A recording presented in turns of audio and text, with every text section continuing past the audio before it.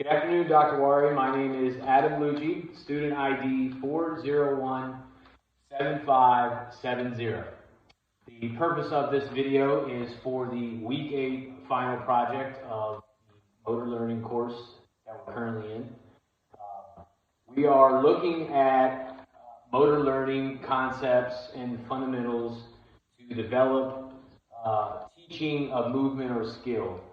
So the movement that I have decided to teach is the golf swing. We have our novice student, Jonathan, my son, graciously volunteered to help with this video. So we are going to teach Jonathan the fundamental concepts, the motor learning patterns of the golf swing using some concepts that we've learned in the course over the last 7 weeks. So ultimately our goal here is to insert into his long-term schema some movements, some foundational movements of the golf swing.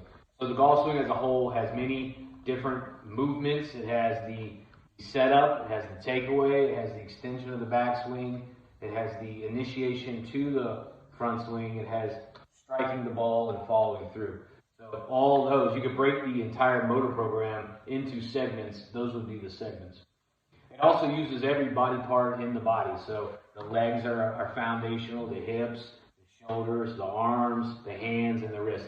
All that factor into the golf swing. So what we're trying to do here is freeze some of those out, degrees of freedom, and just focus on one main movement, which is the rotation of the hips. This is the foundational movement of the golf swing. What we're trying to do with that is, again, develop that into his long-term schema so it becomes subconscious. He doesn't have to think about that movement anymore.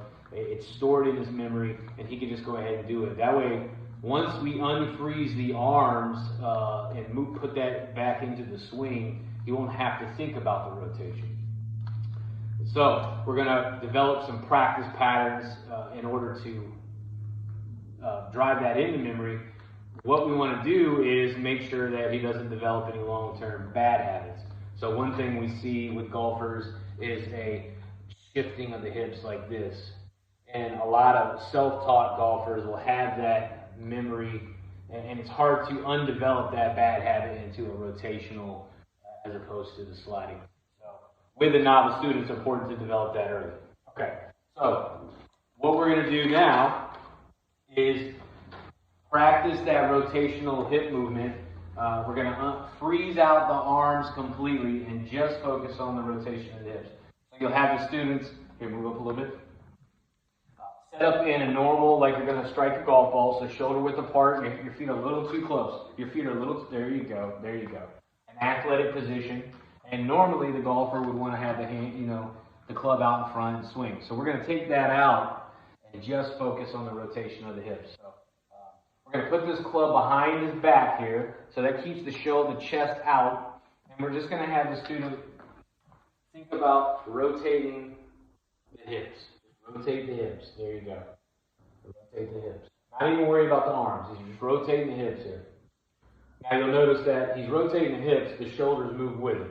That should be a function together. Just can't take that out. Okay? So we need to continue to set up and rotate the hips. There you go. Now we want to add in, we're going to unfreeze the thought of actually feeling the weight go from the back foot to the front foot. Okay? Back foot, front foot. Keep practicing that. Okay, keep going. Back foot, front foot. Okay, so now I want you to actually, when you get back here, actually follow through like you hit the golf ball. Okay. Follow through. There you go. You notice that Jonathan stopped there. I think he understood that he felt. Why did you stop there?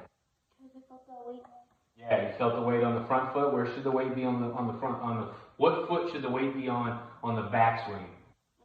Yeah, you want to just, it's like a 60-40 feel. So you don't want it to be like this, but you want to feel a little bit more weight on the back foot than the front foot. And then as you follow through, you want to have more of the weight on the front foot.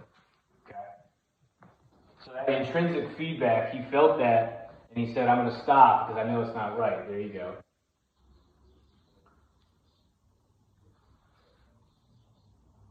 Keep going.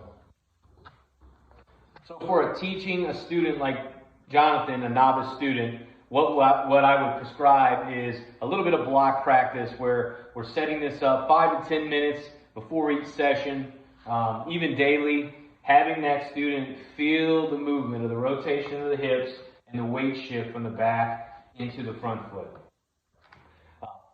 The block practice establishes that feel. Especially with golf. Golf is all about feel and that feedback you get, the knowledge of results you get from how you hit the golf ball.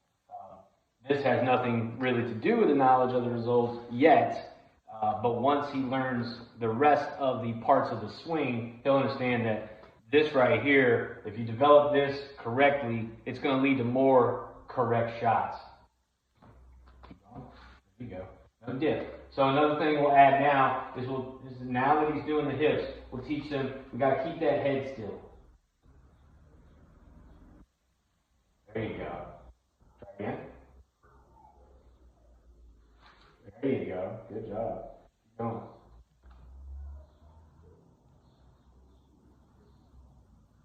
There you go.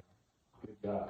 You can already see that he's starting to develop that pattern a little bit better with the block practice over time. Keep doing that for a couple weeks.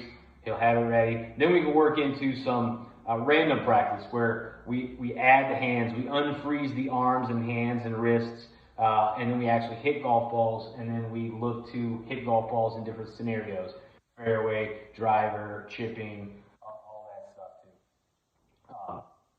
So, we learned the general motor program of a golf swing. What we did is we took all that out and just focused on one aspect, which is the rotation of the hips. So we froze everything out except for the hip movement.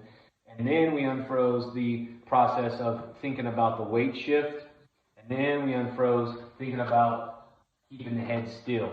And we noticed that as Jonathan practiced, he got a little bit better and better. We would set up block practice with that and then work our way into random.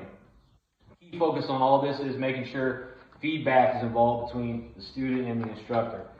We already saw that Jonathan stopped on a couple of them, and we asked him what he stopped for, and he gave us that intrinsic feedback that he felt the weight shift was not where it needed to be. So he reset and did it again. That's good for a student and teacher to have back and forth. Him understanding, not necessarily me showing him, but me asking him what he thought there, and then he can actually instruct me on what he did. So that is how I would apply motor learning concepts into teaching a young novice student the golf swing for the first time. Thank you, Dr. Wari, and have a good day.